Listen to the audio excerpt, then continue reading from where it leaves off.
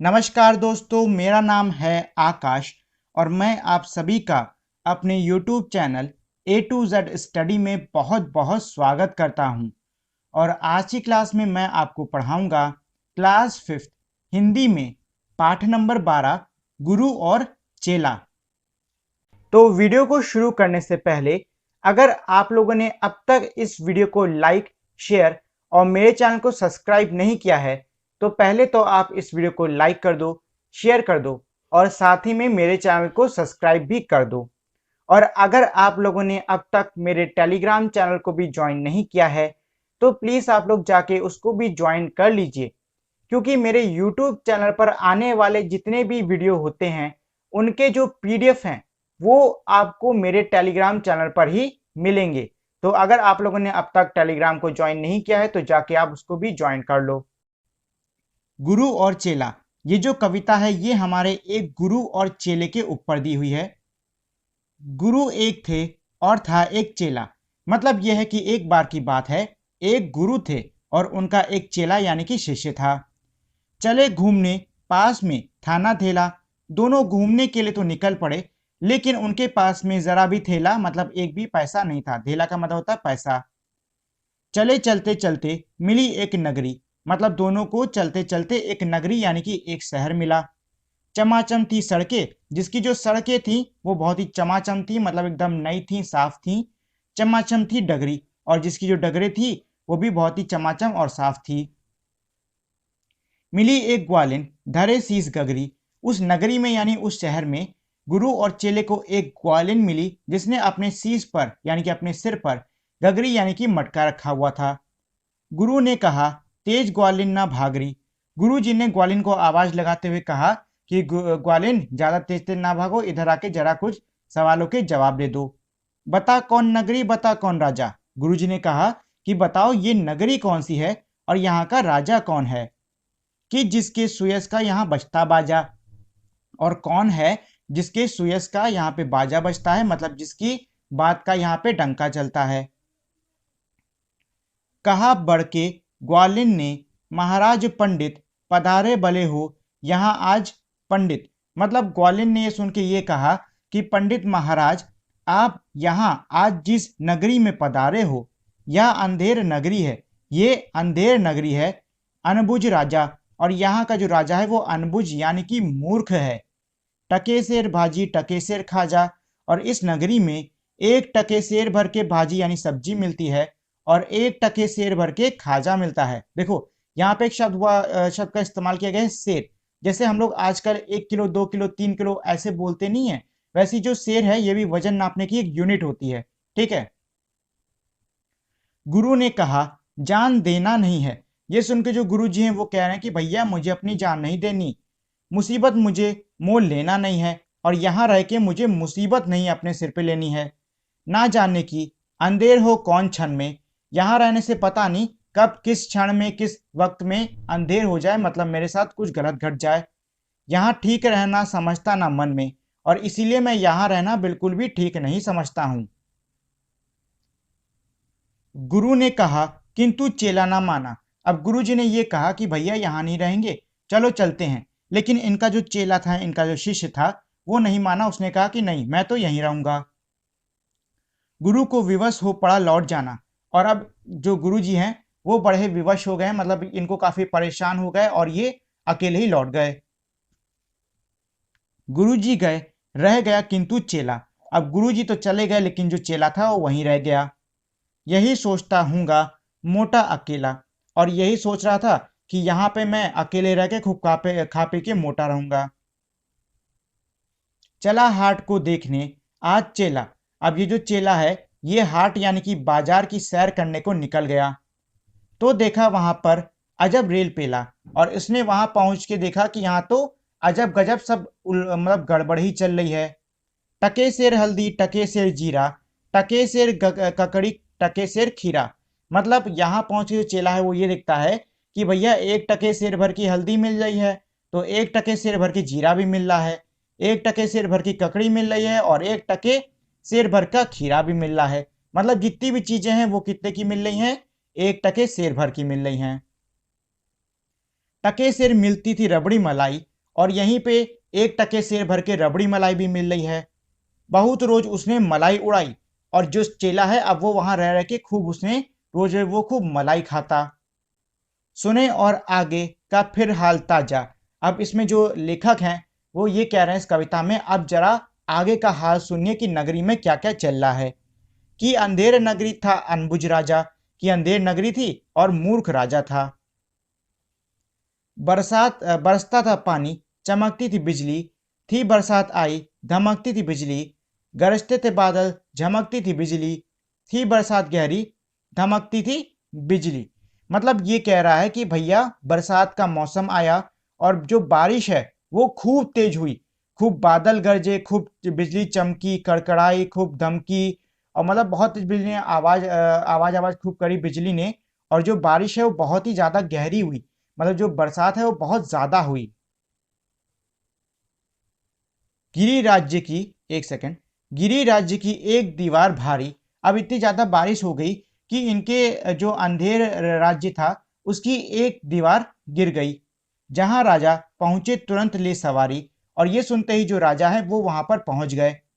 झपट संतरी को डपट कर बुलाया, और गिरी हुई दीवार को देख के जो राजा थे उन्होंने संतरी को तुरंत बुलाया।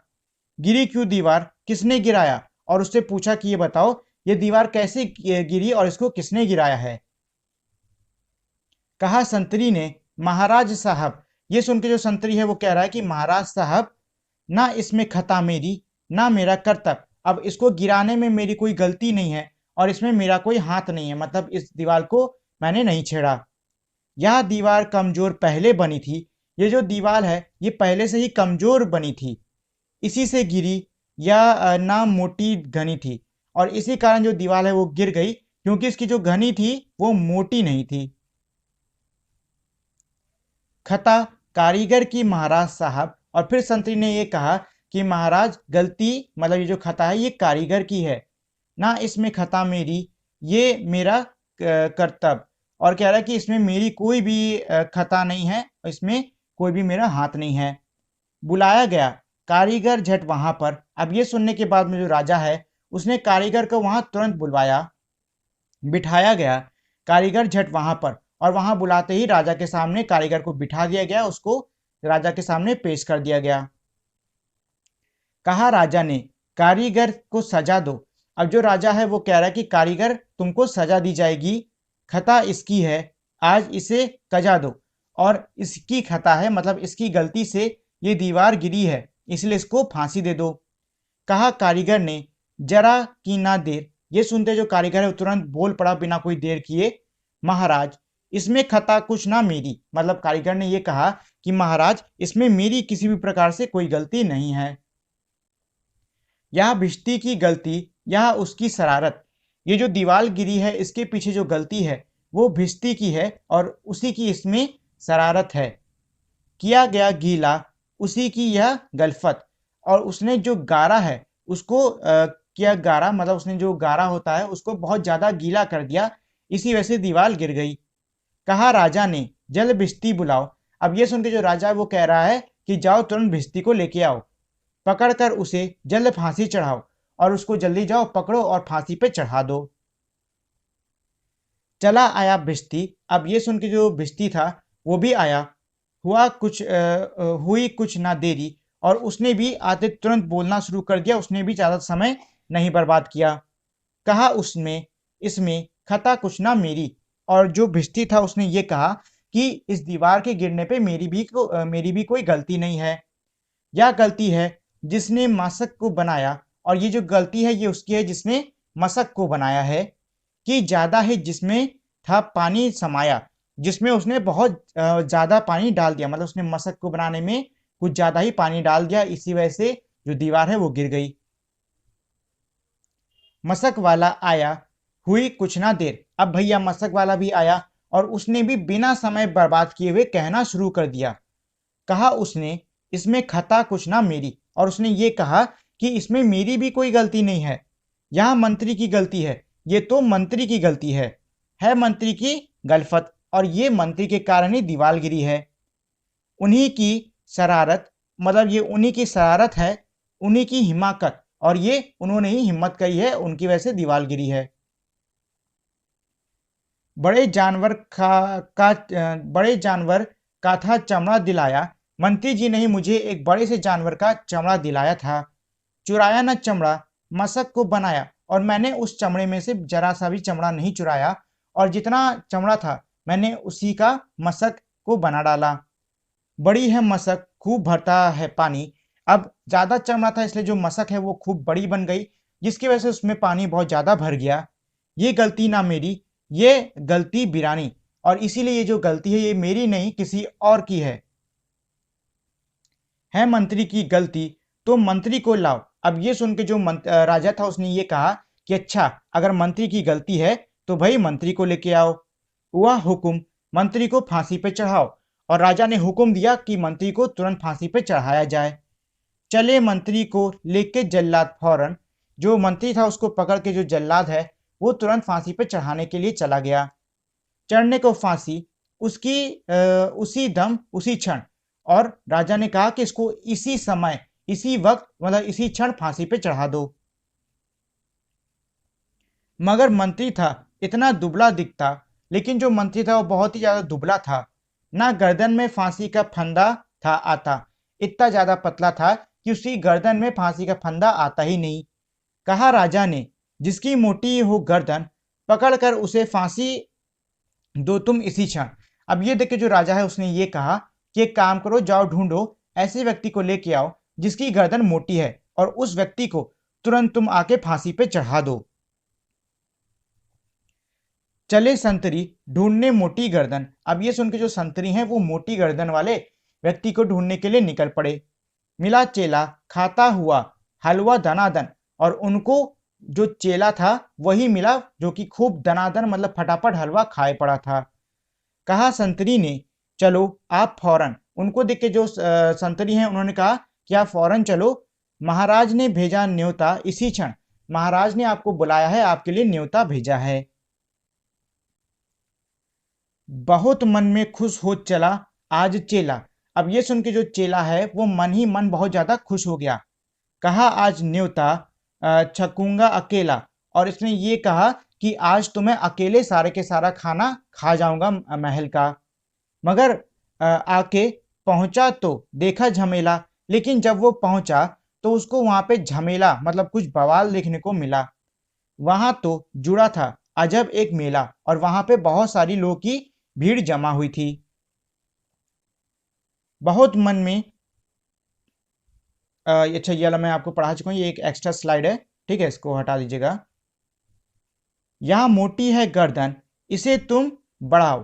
अब ये देख के जो राजा था उसने ये कहा कि इसकी गर्दन मोटी है, इसको तुम बढ़ा दो, मतलब इसको तुम चढ़ा दो। कहा राजा ने, इसको फांसी चढ़ाओ। और गर्दन को देख के जो राजा था वो बोला कि इसको तुरंत तुम फांसी पे चढ़ा दो। कहा चेला ने, कुछ खता तो बताओ। ये सुन के जो चेला है वो कहता है कि मेरी गलती तो बताइए। कहा राजा ने, चुप ना बकबक मचाओ। अब जो राजा है वो कहता है कि चुप रहो, बकबक ना करो तुम। मगर था ना बुद्धू मगर था ना बुद्धू था चालाक चेला। लेकिन देखो, राजा तो मूर्ख था, लेकिन जो चेला है वो बहुत ही चालाक यानी कि चतुर था। मचाया बड़ा ही वहीं पर झमेला। और जो इनका मतलब चेला है उसने खूब झमेला मतलब उसने खूब रोना पीटना शुरू कर दिया वहीं पर, मतलब खूब चीखना चिल्लाना शुरू कर दिया।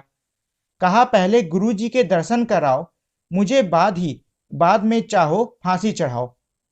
उसने ये कहा कि पहले मुझे गुरु जी के दर्शन करने हैं और उसके बाद ही तुम मुझे फांसी चढ़ा सकते हो। गुरु जी बुलाए गए झट वहां पर। अब जैसे ही चेले ने ये बात कही, गुरु जी को वहां पे बुलाया गया। कि रोता था चेला खड़ा था जहां पर। अब गुरु जी आए तो उन्होंने देखा कि इनका चेला एक तरफ खड़ा है, खूब रो रहा है।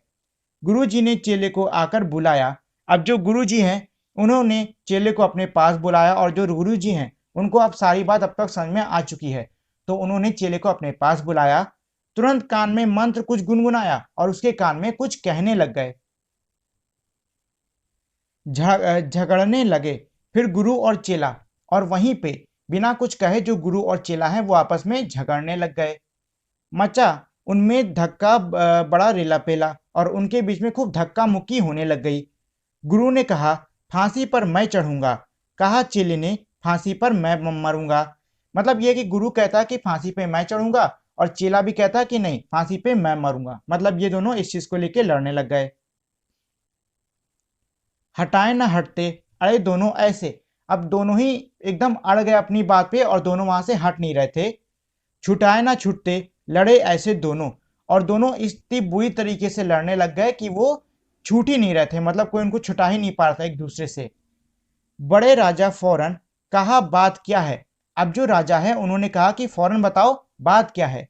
गुरु ने बताया करामत क्या है। अब गुरु ने कहा कि महाराज अभी बहुत अच्छा करामत यानी कि अभी बहुत अच्छा मुहूर्त है, चढ़ेगा जो फांसी मुहूर्त है ऐसी। मतलब गुरुजी ने ये कहा कि अभी बहुत ही अच्छा फांसी चढ़ने के लिए मुहूर्त है, ना ऐसी मुहूर्त बनी बढ़िया जैसी, और ऐसी मुहूर्त दोबारा तो आने ही नहीं वाली। वह राजा नहीं चक्रवर्ती बनेगा, और जो भी इस मुहूर्त पे फांसी चढ़ेगा वो राजा नहीं बल्कि चक्रवर्ती, चक्रवर्ती यानी कि पूरे संसार का सम्राट बनेगा। यह संसार का छत्र उस पर तनेगा और वो पूरे संसार का सम्राट बनेगा। कहा राजा ने, बात सच गर यही, गुरु का कथन झूठ होता तो नहीं। अब राजा ने ये कहा कि सच कह रहे हो। फिर गुरु ने ये मतलब फिर राजा ने ये सोचा कि भैया गुरु का कथन है, मतलब गुरु की कही बात है, झूठ कहाँ होगी। कहा राजा ने, फांसी पर मैं चढ़ूंगा। अब ये सुनने के बाद में जो राजा है उसने कहा कि फांसी पे तुम लोग नहीं बल्कि मैं चढ़ूंगा। इसी दम फांसी पर मैं ही टंगूंगा और इसी वक्त मैं फांसी पर टंगूंगा। कहा राजा ने, अच्छा ये बात तो हो चुकी, ये भी हो चुका है। ये एक एक्स्ट्रा स्लाइड यहाँ एक और आ गई है। चढ़ा फांसी पर राजा, बजा खूब बाजा। मतलब यह है कि फांसी पे अब जो राजा है वो चढ़ गया है और उनके राज्य में अब खूब लोग बाजा मतलब खूब खुशी उसी मना रहे हैं। प्रजा खुश हुई जब मरा मूर्ख राजा, और प्रजा खूब खुश है क्योंकि जो मूर्ख राजा है वो मर गया। बजा खूब घर घर बधाई का बाजा, और राजा के मरने पे घर घर मतलब लोगों ने अपने घर में खूब सेलिब्रेट किया, खूब उन्होंने बधाई एक दूसरे को दी और खूब अच्छे से उन्होंने त्योहार की तरह एकदम मनाया। थी अंधेरी नगरी था अनबुझा राजा, क्योंकि जो नगरी थी वो थी अंधेरी और जो राजा था वो मूर्ख था। ठीक, इस कविता के लेखक हैं सोहनलाल द्विवेदी। तो ये तो हो गया इस पूरे कविता का अर्थ। अब चलिए इस कविता में कुछ प्रश्न उत्तर भी हैं, हम उनको भी कर लेते हैं। तो पहला है इसमें टके की बात। प्रश्न नंबर 1, टका पुराने जमाने का सिक्का था।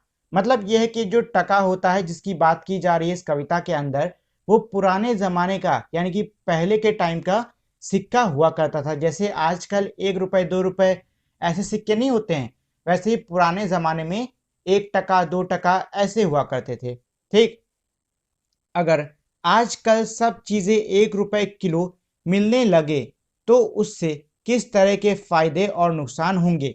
मतलब ये है कि इसमें ये कह रहा है कि जिस तरीके से हमने कविता में देखा कि 1 टका मतलब 1 टका शेर भर का जो सामान लेना है वो ले लो, ऐसा था कि नहीं था कविता में। तो वही चीज कह रहे हैं कि अगर इसी तरीके से आजकल 1 रुपए किलो सामान मिलने लग जाए तो इसके क्या फायदे और क्या नुकसान होंगे। तो देखो इसका उत्तर होगा, अगर आजकल सब चीजें 1 रुपए किलो मिलने लगी तो चीजें बहुत ही सस्ती हो जाएंगी, जिससे देश में गरीबी की समस्या तो खत्म हो जाएगी, लेकिन इसका नुकसान यह होगा कि मंडी बंद हो जाएगी। मतलब ये है कि अगर जो चीजें हैं वो 1 रुपए किलो मिलने लग जाएंगी तो इससे देश में जो गरीबी है वो खत्म हो जाएगी। क्यों खत्म हो जाएगी? क्योंकि सारी चीजें बहुत ज्यादा सस्ती हो जाएंगी। लेकिन इसकी वजह से जो मंडी है वो ठप पड़ जाएगी, वो बंद पड़ जाएगी।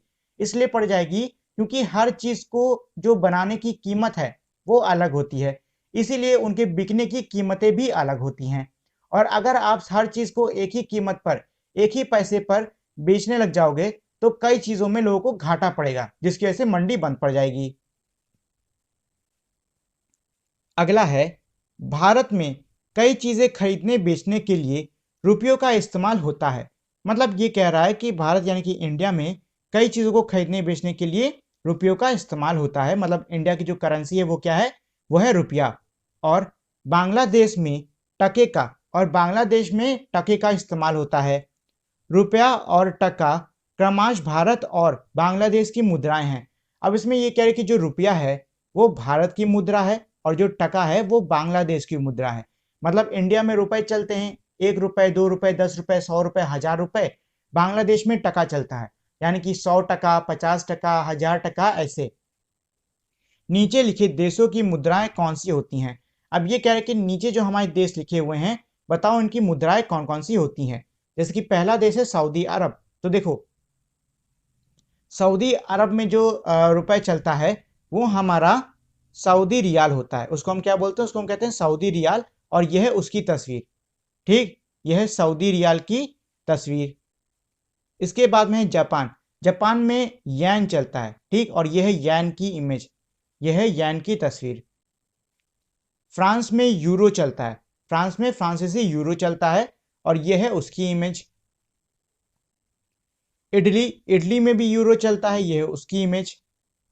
और आखिरी है हमारा इंग्लैंड। इंग्लैंड में हमारा पाउंड स्टर्लिंग चलता है और यह है पाउंड स्टर्लिंग की इमेज। अगला है कविता को अच्छा, दो ये अलग है, ये अलग है, ठीक है, इसका भी पहले से ही करना है। इस कविता की कहानी अपने शब्दों में लिखो। मतलब यह है कि जो पूरी कविता मैंने अभी आपको समझाई है, आपको ये पूरी की पूरी कविता अपने शब्दों में लिखनी होगी। तो ये आपको इसमें कुछ लिखने की जरूरत नहीं, मैंने पहले से आपके लिए कर दी है। तो ये है ये पूरी की पूरी इसकी मीनिंग। एक बार एक गुरु और उसका चेला दोनों एक नगरी में घूमने जाते हैं और उन्हें वहां एक ग्वालिन से पता चलता है कि इस नगरी का नाम अंधेर नगरी है और यहाँ का राजा मूर्ख है। यहाँ हर वस्तु 1 टके में 1 शेर मिलती है। यह सुनकर गुरु वहां से वापस जाने का निर्णय लेता है। चेला गुरु की बात नहीं मानता, वह वहीं रहकर खाने के मजे लेने लग जाता है। गुरु चेले को छोड़कर चला जाता है। एक दिन बारिश के कारण नगर की दीवार गिर जाती है। उसके लिए बारी बारी से कारीगर, मशक वाला, मंत्री सभी को दोषी ठहराया जाता है।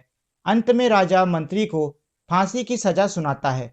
मंत्री की गर्दन पतली होने के कारण राजा किसी मोटे व्यक्ति को उसके स्थान पर फांसी चढ़ाने का हुक्म देता है। चेला उस राज्य में खूब खा पीकर मोटा हो जाता है। मोटा होने के कारण राजा उसे फांसी पर चढ़ाने का हुक्म देता है। वह फांसी पर लटकने से पहले अपने गुरुजी से मिलने की मांग करता है। गुरु को बुला लिया जाता है। गुरुजी आते ही चेले के कान में कहकर सारी बात समझा देते हैं। इसके बाद दोनों आपस में जिद करने लगते हैं कि वे पहले फांसी पर चढ़ेंगे। दोनों को इस तरह जिद करते देख राजा पूछता है आखिर बात क्या है। गुरुजी बताते हैं कि इस समय जो फांसी पर चढ़ेगा वह चक्रवर्ती सम्राट बनेगा, मतलब मुहूर्त बहुत अच्छा है। यह सुनकर राजा स्वयं फांसी पर चढ़ जाता है। अतः मूर्ख राजा से प्रजा बच जाती है। तो ये एक तरीके से कह सकते हो हमारी पूरी की पूरी कविता का मतलब था। इस पूरी कविता का एक तरीके से ये मतलब था, ठीक है। अगला प्रश्न है, क्या तुमने कोई और ऐसी कहानी या कविता पढ़ी है जिसमें सूझबूझ से बिगड़ा काम बना हो, उसे अपनी कक्षा में सुनाओ। मतलब ये कह रहा है कि क्या तुमने ऐसी कोई कहानी या फिर कविता पढ़ी है जहाँ पे सूझबूझ से यानी कि अकलमंदी से कोई बिगड़ा हुआ काम बन जाता है। तो अगर आपने ऐसी कोई कहानी या कविता सुनी है तो उसको अपनी क्लास में आपको सुनाना है। अगला है, कविता को ध्यान से पढ़कर अंधेर नगरी के बारे में कुछ वाक्य लिखो। मतलब ये कह रहे हैं कि आपको कविता को ध्यान से पढ़ना है और फिर अंधेर नगरी के बारे में कुछ वाक्य आपको लिखने होंगे। तो ये मैंने आपके लिए इसके उत्तर लिख दिए हैं। तो यह है इसका उत्तर। अंधेर नगरी में सड़क चमकदार थी। अंधेर नगरी की बाजार में सब चीजें टके से बिकती थी। अंधेर नगरी का राजा मूर्ख था, उसका राजकाज सही नहीं था। ठीक है, तो ये आप यहाँ पे उत्तर लिख सकते हो। चाहो तो आप कुछ और भी अपनी तरफ से इसमें जोड़ लो। अगला प्रश्न है, क्या ऐसे देश को अंधेर नगरी कहना ठीक है? अपने उत्तर का कारण भी बताओ।